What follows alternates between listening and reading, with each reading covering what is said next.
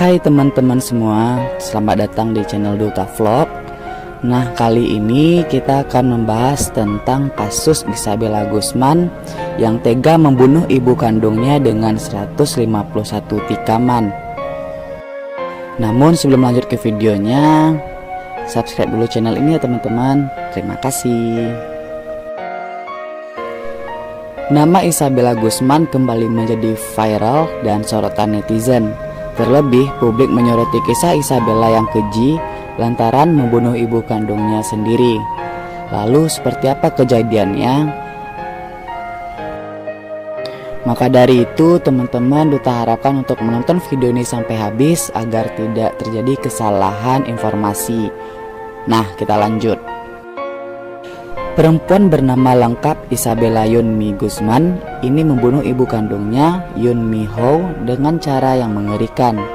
Ia membunuh ibu kandungnya dengan 151 tusukan di bagian wajah serta leher sang bunda.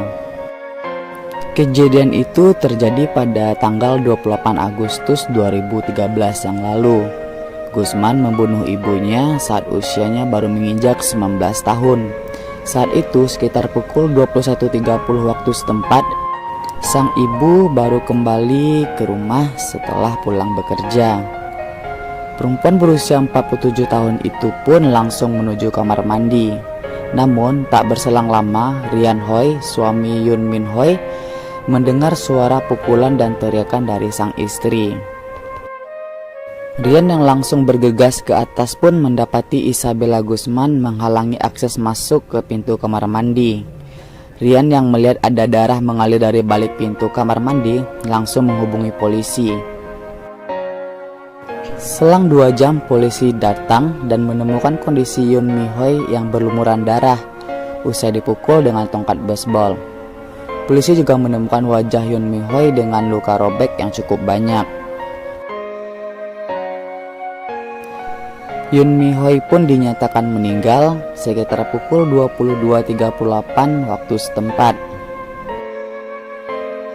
Setelah membunuh sang bunda, Guzman langsung kabur ke sebuah minimarket di dekat rumahnya. Dia pun membersihkan bekas darah yang menempel. Tak kehabisan akal, dia bahkan berbohong kepada petugas minimarket dengan mengaku telah diperkosa. Guzman pun meminta izin untuk mencuci rambut serta mengganti pakaiannya. Dan dia juga berkata untuk tidak meminta petugas minimarket untuk melaporkannya ke polisi.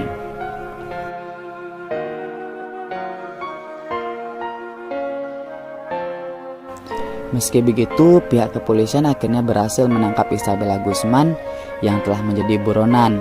Perempuan itu pun ditangkap 16 jam setelah kejadian pembunuhan tersebut. Yang membuat kisah ini menjadi ramai adalah pada sidang pengadilannya, Guzman dinyatakan tidak bersalah dan tidak dipenjara. Selain itu, senyuman Isabella pun menjadi sorotan. Ia tersenyum seperti tak bersalah. Hal itu karena Isabella Guzman dinyatakan mengalami gangguan kejiwaan. Alhasil, ia pun dikirim ke rumah sakit pemerintah yang ada di Pueblo untuk menjalani pengobatan dan perawatan kejiwaan. Berdasarkan keterangan Dr. Richard Pons, dokter yang merawat Isabella Guzman, dia didiagnosa mengalami paranoia schizophrenia. Dikatakan jika Isabella Guzman sering menatap ke ruangan hampa, berbicara sendiri padahal tak ada orang lain hingga tertawa sendiri. Dokter juga mengungkapkan jika Guzman selama ini berdelusi jika Yoon Min Hoi bukanlah ibu kandungnya. Ia menyebut Cecela adalah sosok wanita yang dianggap sebagai ibu kandungnya. Isabella Guzman pun yakin membunuh Yoon Min Hoi demi menyelamatkan dunia.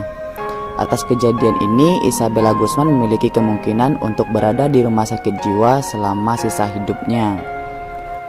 Jaksa Wilayah Distrik Yudisial ke-18 menyebutkan Isabella Guzman akan tetap berada di sana sampai ia tidak lagi menjadi ancaman untuk publik dan untuk dirinya sendiri.